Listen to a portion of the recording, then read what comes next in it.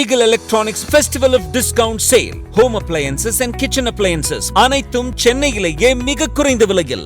மத்திய அமைச்சரும் தமிழக பாஜக தேர்தல் பொறுப்பாளருமான பியூஷ் கோயல் 3 நாள் பயணமாக 21ஆம் தேதி தமிழகம் வருகிறார் எனவும் அவரது வருகையின் பொழுது தேசிய ஜனநாயக கூட்டணி உறுதி செய்யப்பட இருப்பதாகவும் வெளியாகி இருக்கக்கூடிய தகவல்கள் குறித்து எமது செய்தியாளர் தாயுமானவன் விவரிக்கிறார். Over to you Thayumanavan. 2026 சட்டமன்ற தேர்தலுக்கு இன்னும் 2 மாதம்தான் பேலன்ஸ் இருக்குது. இந்த ஒரு நிலையில தான் தேசிய ஜனநாயக கூட்டணியை உறுதி செய்வதற்கு அனைத்து கட்சிகளுமே தீவிரமாக பணிகளில் ஈடுபட்டு இருக்கிறாங்க. பிரதான கட்சிகளாக இருக்கக்கூடிய அதிமுகவை பொறுத்த மட்டில் ஏற்கனவே பாமக அன்புமணி தரப்போடு கூட்டணி பேச்சுவார்த்தையை நிறைவு செஞ்சிருந்தாங்க.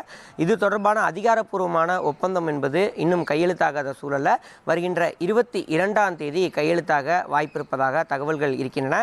காரணம் என்ன அப்படின்னு பார்த்தோம்னா, ஏற்கனவே பாஜகவுடைய தமிழக தேர்தல் பொறுப்பாளராக நியமிக்கப்பட்டிருக்கக்கூடிய மத்திய அமைச்சர் பியூஷ் கோயல் வருகின்ற 21ஆம் தேதி தமிழகம் வர இருக்கிறார்.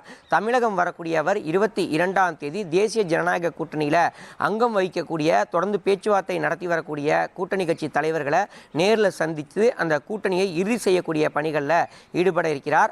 இந்த நிலையில தான் அதிமுக பாமக அன்புமணி தரப்பிடையேயான ஒப்பந்தம் 22ஆம் தேதி கையெழுத்தாக இருப்பதாக தகவல்கள் இருக்கிறது.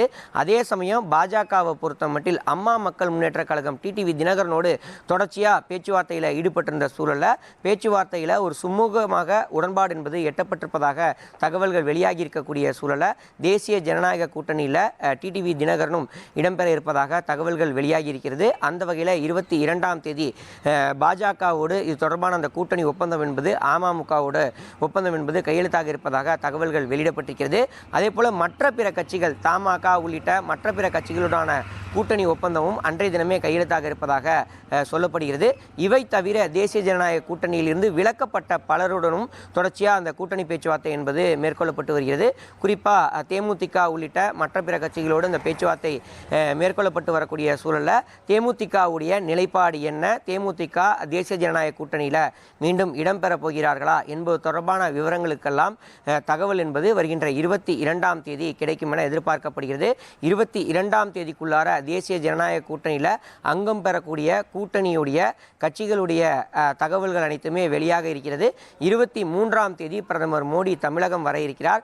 தமிழகத்தில் செங்கல்பட்டு அடுத்து இருக்கக்கூடிய மதுராந்தகம் பகுதியில் பொதுக்கூட்டம் தேசிய ஜனநாயக கூட்டணியுடைய பொதுக்கூட்டம் என்பது நடத்த திட்டமிடப்பட்டிருக்கிறது. அன்றைய பொதுக்கூட்டத்தில் பார்த்தோம் என்றால் எந்தெந்த கட்சிகள் கூட்டணியில் இருக்கிறாங்களோ அந்த கூட்டணி கட்சி தலைவர்கள் அனைவரையுமே மேடையேற்றி அறிமுகம் செய்ய அதற்கான பணிகள் என்பது மேற்கொள்ளப்பட்டிருக்கிறது.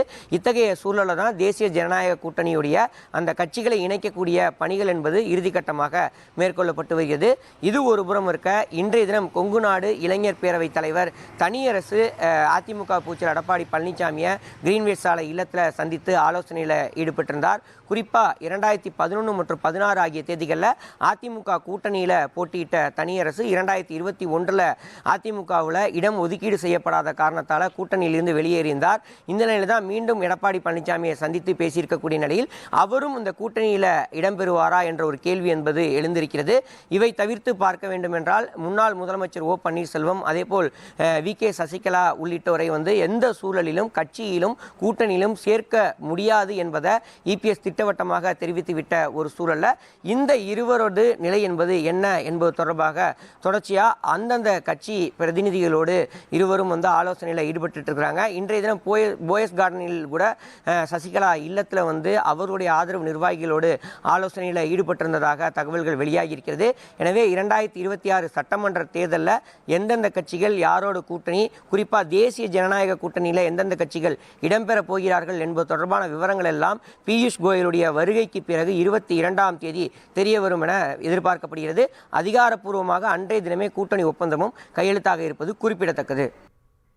விரிவான விவரங்களை வழங்கியமைக்கு நன்றி Thayumanavan. Eagle Electronics Festival of Discount Sale. Home appliances and kitchen appliances அனைத்தும் சென்னையிலேயே மிக குறைந்த விலையில்.